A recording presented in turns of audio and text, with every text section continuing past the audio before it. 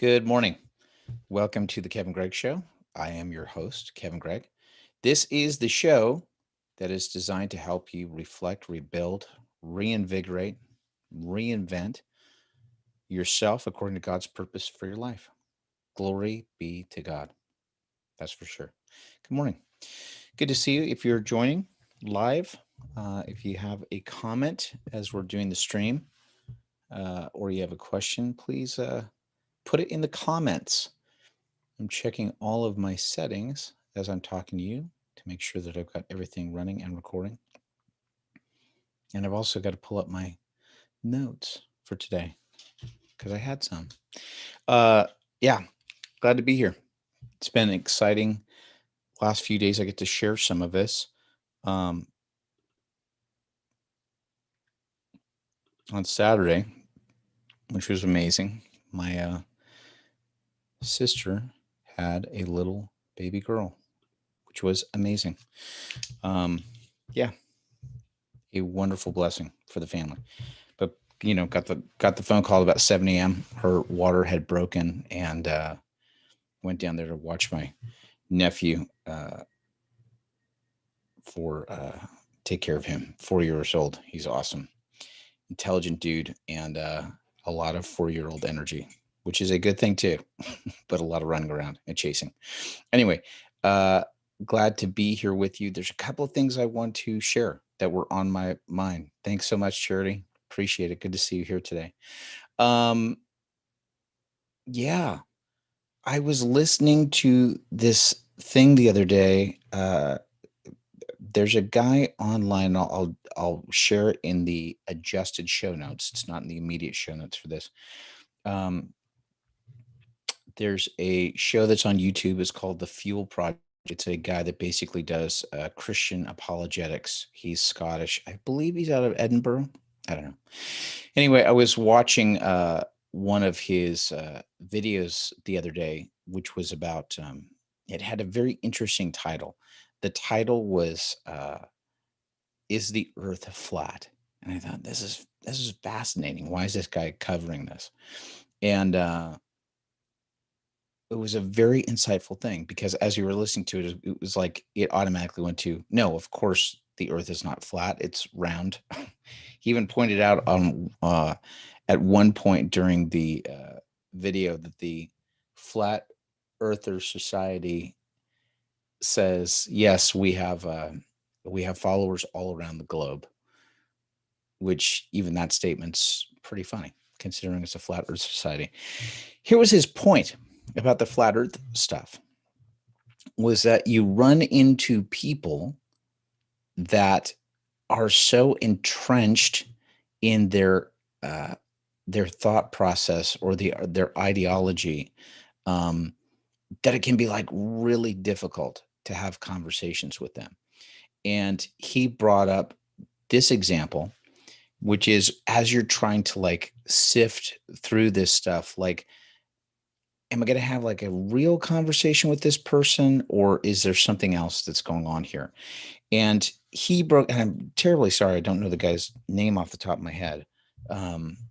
But he laid out such an awesome case that was about dealing with honest skeptics and dishonest skeptics. Like, honest skeptics are people that don't believe in something, but they're looking, like they're authentically searching for truth.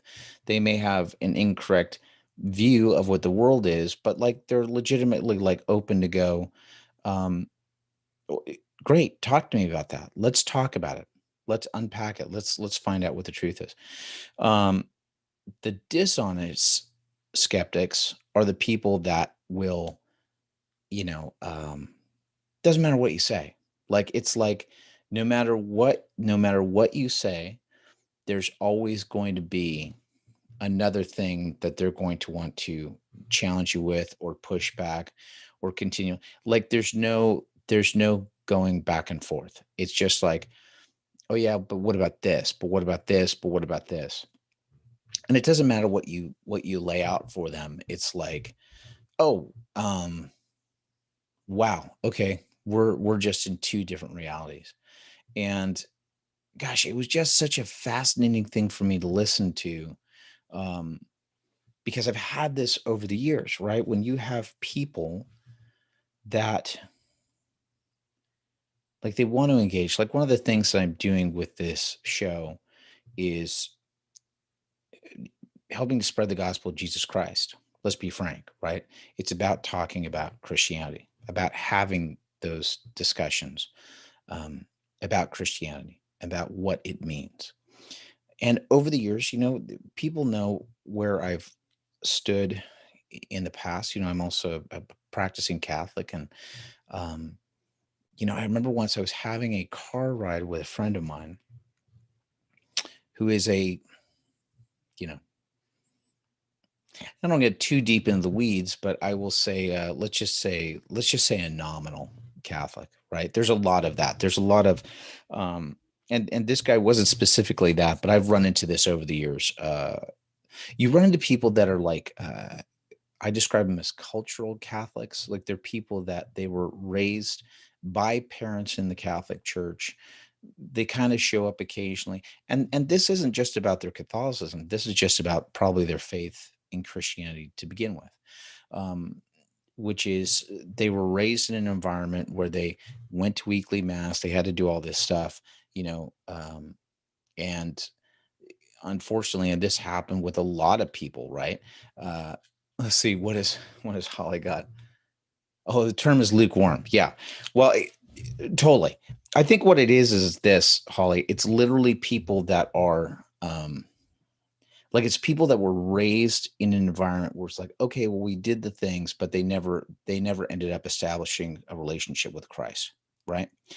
And so now as it's gone on, they've never really have investigated any of it. And listen, let me give a I want to give a little bit of a pass. There's been a lot of people that didn't have great examples, right? Um, we've got an entire generation of, and I'm speaking again from a Catholic perspective, but we have like a generation of people that didn't have the best examples in their lives, right? Um, they have like a lot of negativity that was associated with their church experiences. In some cases, you've got abuse stuff that's happened in the past or whatever. Though I will say this about the abuse stuff. Should I go out on this thin ice? Sure, let's do it. Um, Sometimes there's people that haven't done deeper investigation into all of the abuse and the scandals that have happened in the church. And so they just hear the one little headline or the one little clip. Instead of going deeper into it, they just go, oh, well, there's a perfect example of why I don't want to be a part of any of that. And you go, well, wait a second, have you really done the investigation? And that's not to discredit any of the stuff that's happened. Like it happens. But isn't it funny as we also peel back the layers that we start realizing that this type of uh, tragic abuse and other stuff, it doesn't only exist in the church, it exists in other institutions as well, right? You see this starting to come out in like school settings or whatever. My point with that is that when somebody says, oh, well, I wouldn't be a part of that, it's like, well, you've not really done your investigation with the church. You've never, you never explored your relationship with Christ. Here's my point.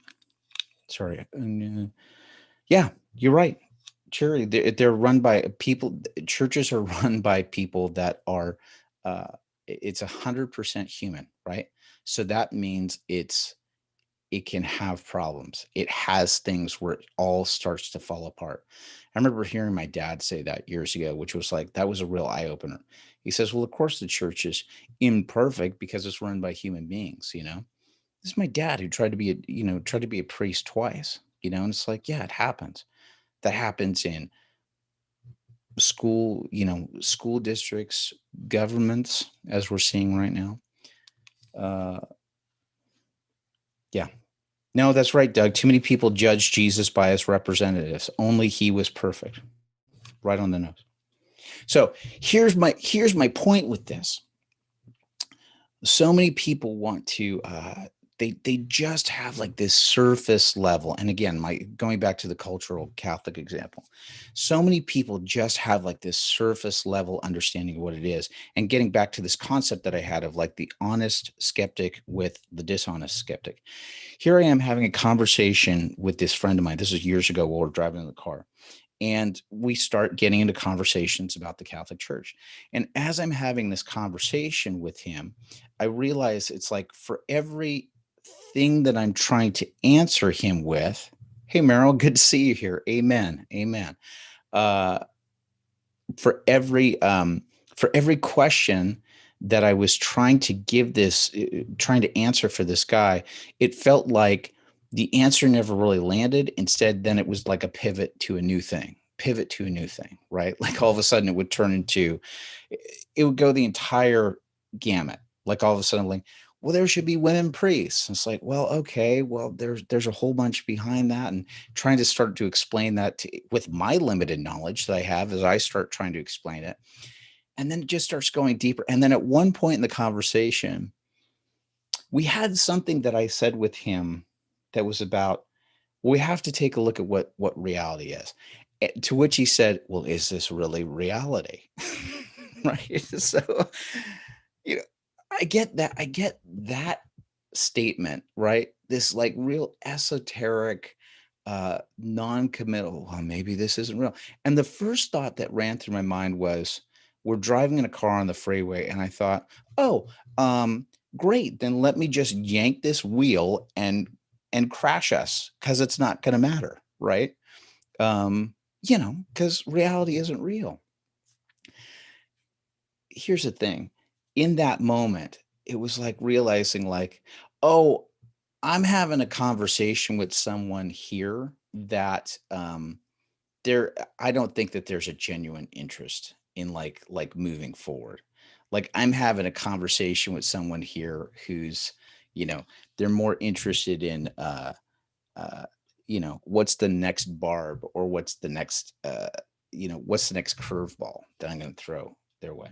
Now the guy on the show on the Field Project brings up a great thing. It's like when we're having these conversations with people, um we have to agree, there's certain things that you can approach with someone and say, all right, let's use a couple of things as like a testing ground here. Like, are we on the same place? Are we coming from the same place? Do we recognize like the same truths or the same realities, right? And that could be like 2 + 2 is 4, right? Well, technically, if you have somebody that's drifting off into going like arguing that 2 + 2 is not 4, and they're going off another thing, you go, something else is going on here. Uh, do I dare tread out onto this ice? Sure, I will. Um, Basic uh, biological differences that happen between men and women, right? If we get into biologically, there are men, there are women. That's the deal. If we get pushback or arguments, they go, well, actually, you go and okay. It's not to dismiss stuff. It's not to say that people aren't, that there's a whole bunch of stuff to unpack with that, but we have to get down to basic realities, right? Are we on the same page with these basic realities? If we are, great. Let's have the conversation going forward. If not, then it means somebody's in a different place where you go, you know what? I don't know if this conversation is going to move the needle. I think rather what this is, that this is a conversation where somebody just wants to have a back and forth. Um, and I don't think it's going to lead anywhere. I've had this happen so many times with politics in my own house. Again, disclosure on here, I'm conservative. That's how I go. I would have so many different types of people that would come into our home and sit at the dinner table. And I used to put out an edict in my home, which is like, and for me now it's kind of terrible in hindsight, but it used to be edicts when we would gather together for large meals to go, please don't discuss religion and politics at the dinner table. Here I am in a Christian home, right? This should be the place to be able to do it. But because I have these gatherings, sometimes I would put out these edicts to not do this stuff. Oh gosh. That's a story for another video, guys, that I will definitely share. An experience that I had once, which is just like nonsense. Now, over the years, I've started becoming more vocal about my politics in a loving, kind, and strong way, uncomfortable way, but a strong way.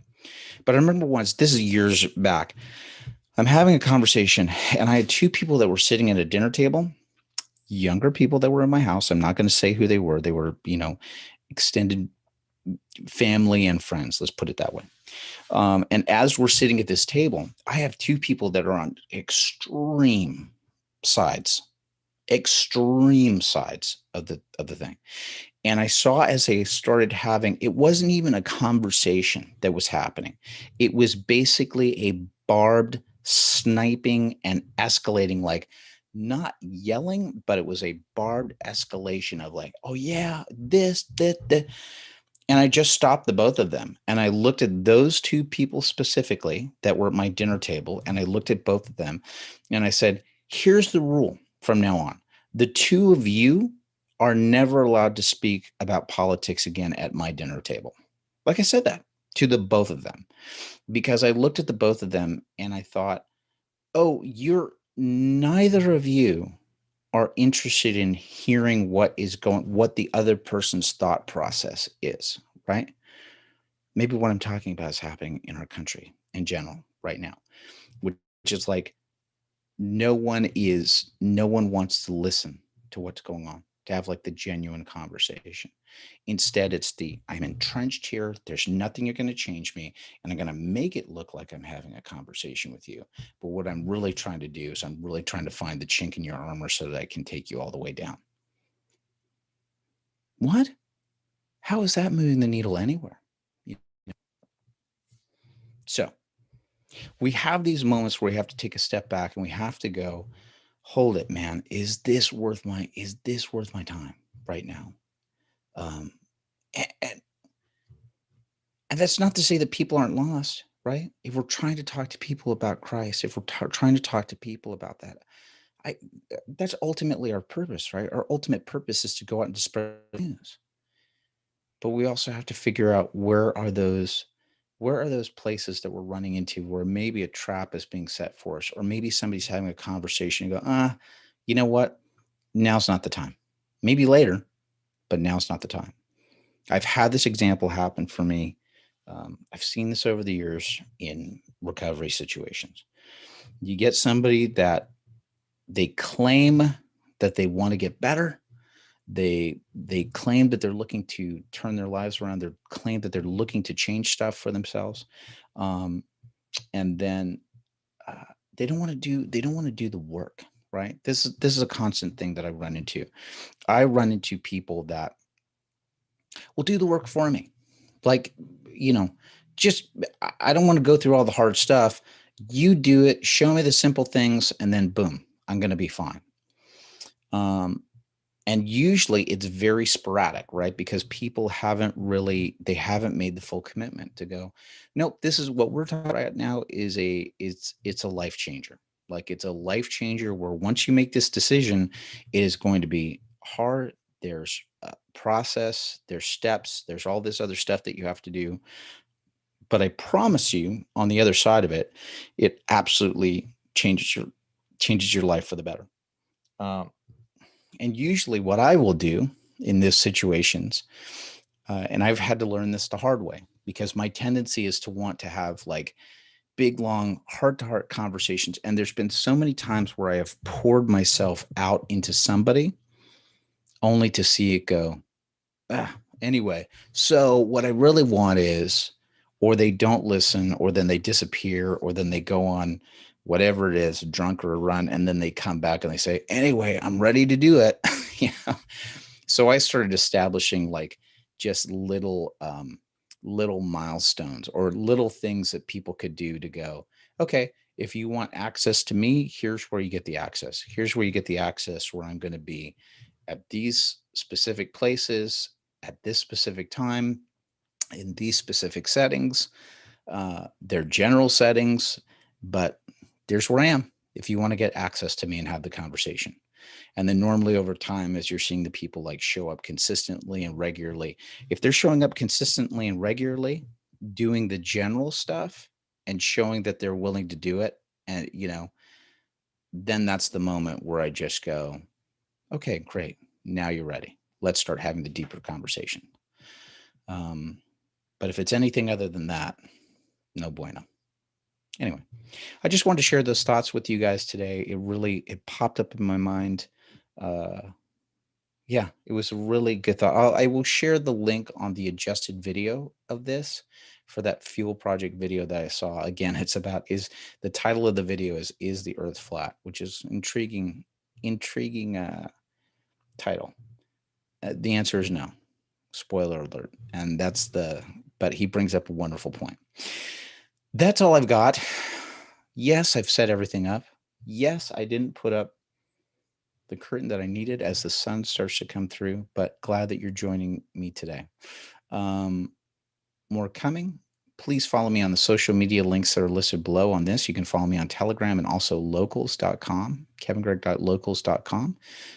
There'll be more stuff coming and opportunities to be able to help and support the show. Hey, do me a favor, will you? Can you please share this video with someone? Can you share this video with someone? Like it. If you haven't subscribed already, subscribe. Let people know about this show, because the more that we get the word out on this, the more that it will grow.